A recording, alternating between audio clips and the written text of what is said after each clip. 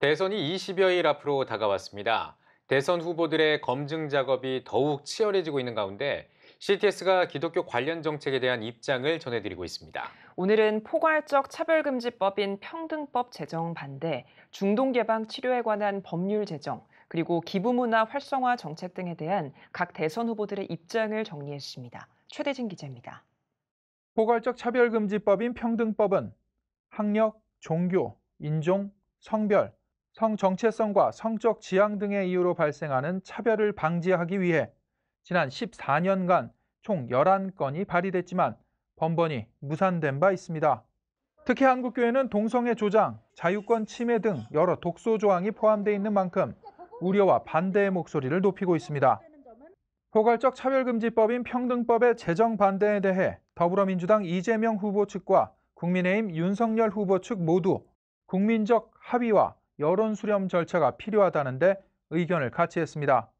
최근 열린 기독교 10대 정책 발표회에서 국민의힘 측은 이재명 후보가 일부 매체와의 인터뷰에서 평등법을 제정해야 한다고 밝힌 것에 대해 지적했고, 이에 더불어민주당 측은 당내에서 평등법을 찬성하는 것은 소수 의원에 불과하고 전혀 사실이 아니라고 밝혔습니다.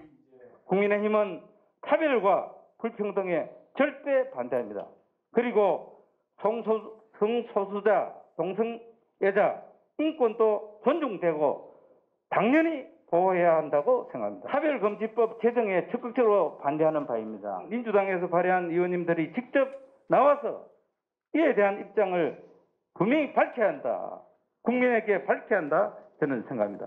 이재명 후보는 지난해 말 민주당 대통령 후보로 선출된 후 한국교회 지도자들 앞에서도 이와 같은 입장을 표명했고, 며칠 전 TV 토론에서도 포괄적 차별금지법은 결코 일방적으로 강행처해야 할 사항이 아니라는 것을 다시 한번 명백히 밝힌 바가 있습니다. 알코올, 마약, 도박 등 중독 예방과 치료에 관한 법률 제정에 대해서는 두 후보 측 모두 동의했습니다. 이 후보 측은 중독 치료를 위해 종교단체에서 나선다면 적극 지원, 협력할 방안을 고려하겠다는 입장을, 윤 후보 측은 중독 문제 해결을 위한 통합법 제정은 충분히 논의가 필요하다고 밝혔습니다. 중독 예방과 재활 치료에 종교 시설을 활용하는 방안도 종교계의 요청처럼 종교계가 자발적으로 나서준다면 큰 효과가 있을 것입니다만은, 다만 국가가 종교단체의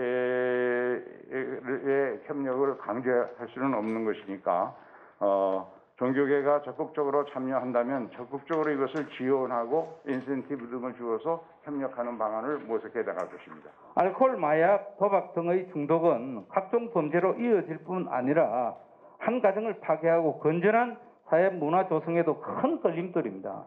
중독 예방과 치료를 위한 법률안을 별도로 제정하자고 제안해 주시는데 저희 당은 동의합니다. 또한 두 후보 측 모두 기부문화 활성화 정책에 대해 깊이 공감했습니다. 이 후보 측은 기부문화 활성화를 위해 제안한 정책들을 꼼꼼히 살펴보겠다며 총 1조 원의 규모로 개발협력 예산을 증액하는 것은 국민 정서와 상황에 고려해 신중하게 판단하겠다고 전했습니다. 윤 후보 측은 기부문화 활성화는 시대적 과제로 정부가 이를 위한 제도 방안 마련에 적극 나서야 한다며 기부금품법이 안고 있는 문제도 함께 논의, 검토하겠다는 입장입니다. CTS 뉴스 최대진입니다.